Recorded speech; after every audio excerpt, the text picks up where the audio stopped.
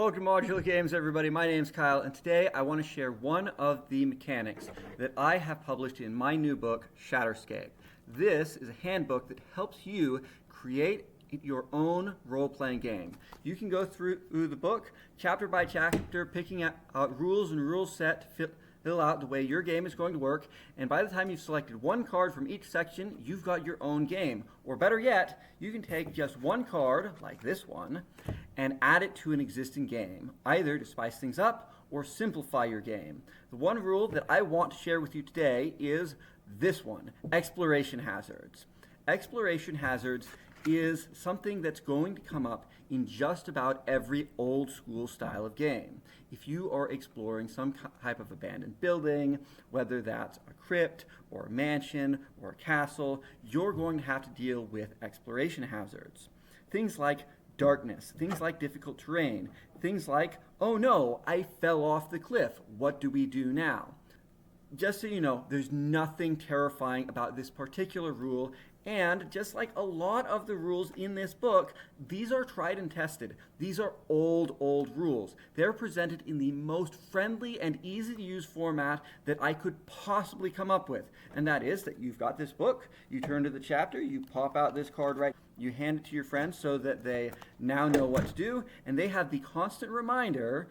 And at the end of the game, you grab the book again, you take that card, put it right back in your book, and you're ready to go home. Easy peasy. Now, what were those rules we were going to be talking about today? Let's go ahead and start in the upper left-hand corner. Darkness. There are 3 levels of light and darkness, and the first is bright light, and it says, I can see, and everything else can see me too. This might not be such a good thing anymore. Okay, so that's pretty self-explanatory. Dim light. In dim light, things can be seen if they are no further than 10 feet into the area of dim light, which means that if you have bright light out to 50 feet and then you have dim light beyond that, well, 50 feet plus the 10 feet of dim light, you can see things up to 60 feet away. And any further than that through the dim light, you can still see silhouettes, but no details. This is more or less what we get at general nighttime in the real world. Darkness. Darkness is what happens if you are in a closed room and there are no light sources. It says you can't see anything. No kidding. There is a 50% chance that you will move in a different direction than you intended, which means that if you're moving at full speed, smack, you might run into that wall, and it might be a little bit unpleasant, and you might have to spend a turn figuring out which way you're trying to go.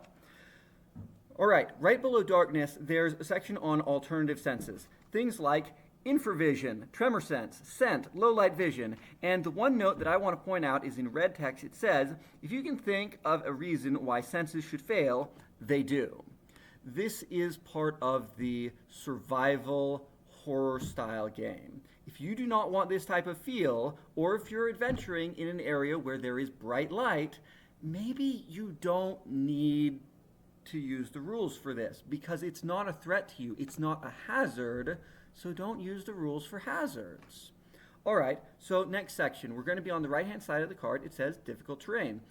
Rubble, foliage, water, slopes, etc. Lots of circumstances might make the terrain more difficult to traverse. Now, several games say that either you're in difficult terrain or you're not in difficult terrain, but I find that most game masters home rule this to say that multiple items that would cause the terrain to be difficult to traverse actually stack with each other. And that's what it says on this card. Let's say that you are trying to walk through some bushes. Well, that's going to slow you down. Every square of movement is now going to cost 2 squares of movement rather than the normal 1 in order to get through those bushes.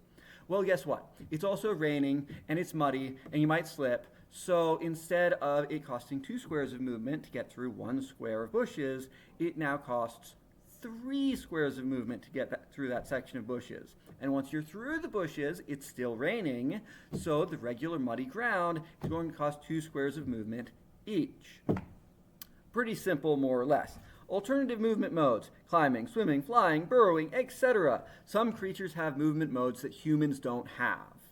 Okay, great, they can do those things at the listed speed. Let's say you want to use one of these movement modes while you don't have one of those speeds available. Let's say a human wants to climb that brick wall over there. Okay, you can make a D20 check in order to see whether you succeed or not. And as a general rule, you're going to move about half as fast as you do with your normal movement mode. Okay, well, we listed flying. Does that mean that humans can fly now?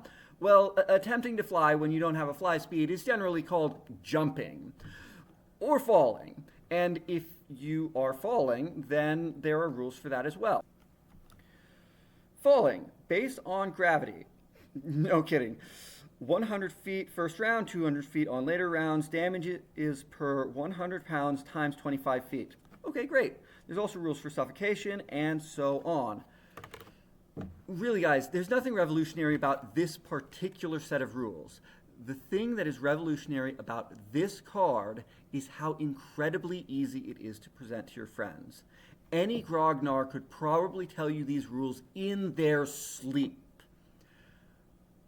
But do you really want to spend the next 20 minutes explaining to your friend John, who's never run a dungeon crawl or played in a role-playing game, how light works or what difficult terrain is?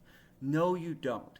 Hand them the card, tell them you'll get back to them next round, and it makes everyone's life that much easier. And if they can't remember, they can just hold on to the card the entire session long, give it back to you before they go home. All right, everybody.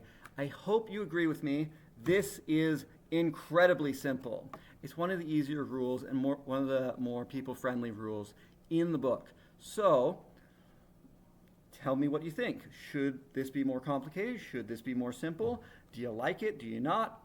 Like, subscribe. I'll talk to you guys next time. Bye-bye.